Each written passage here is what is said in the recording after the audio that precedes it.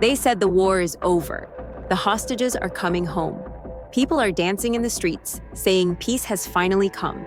But what if it's not peace? What if it's just a pause, a silence before the next explosion? One man, the son of Hamas, says the world is being fooled. Mosab Hassan Yousef, the son of a Hamas founder, warns they cannot make peace with Israel.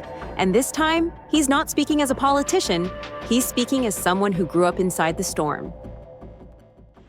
Peace, this is a very big term. You know, they are already talking about peace. This is just, at best, I would say, a ceasefire. And according to Hamas books, this is only a truce. They cannot make peace with Jews. They cannot make peace with Israel. This is their ideology does not allow them to sign a deal with Israel.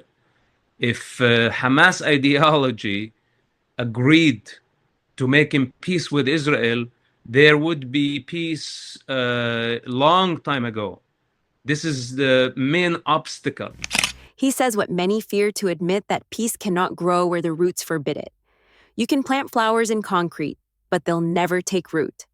Mosab says this: peace is like painting over cracked glass. It looks whole until the first touch breaks it again. A break, not a bond. A timeout, not a treaty. World leaders are going to face eventually. They will wake up on a reality where Hamas cannot disarm. Hamas prefers to die and sink the boat with everybody on it before they disarm. Not because only they want their arms to fight Israel. They need their arms to defend themselves from retaliation from other Palestinian groups. In other words, even if Israel vanished, Hamas would still need its guns. The war wouldn't end. It would just change direction.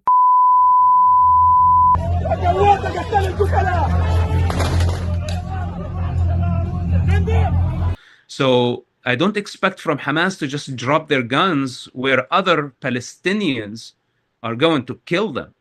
So basically, President Trump put almost an impossible condition on Hamas.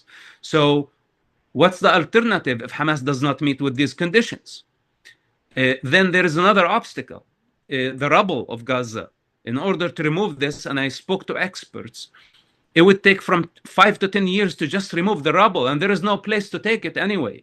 He says you can't rebuild Gaza when Gaza itself has nowhere to stand. Even the ground is exhausted. According to a UN mine action official quoted by Reuters, clearing Gaza's debris could take about 14 years, given the approximately 37 million tons of rubble and unexploded ordnance. We're already seeing in areas where the IDF is moving out, Hamas executing either civilians, other members of militia, other fighting groups. This will be catastrophic. They're already rebranding themselves as the Gaza Security Guards or something like that. It's just Hamas by another name. The flags may change, the slogans may change, but it's the same men holding the guns. If Gaza to be rebuilt, it must be rebuilt, but not by the standards of Middle Easterners, not by the standards of Palestinians. Palestinians don't know how to build. Palestinians don't know how to give. All they know how to just receive, how to take donations, where the corrupt leadership takes all the money, all the aid, and the people will continue to be in poverty and despair. This is the game. For him, Gaza isn't just broken, it's being profited from. Every shattered building becomes a paycheck, every tragedy a fundraiser. It's a brutal picture, a nation trapped between rubble and greed, rebuilding just enough to collapse again. That we must end the breeding ground, evacuate everybody. This is a humanitarian evacuation. Then after that, burn the nest. This is the correct strategy. President Trump understands this. And this is why from the beginning when he came to office, he said that I want to relocate the entire population of Gaza. It's not because he wanted to take revenge from the Gazans, because he wanted to end the breeding ground. His plan sounds heartless, but he calls it mercy. Humanitarian evacuation. He says, move the people, then destroy the poison. The world called it outrageous. Mosab called it necessary. Enough, he says, not as a slogan, but as a warning. Because sometimes the quiet after the bombs isn't peace, it's just the sound of the next war loading. If that hit a nerve, good. Don't just watch the spin burn. Help light the match.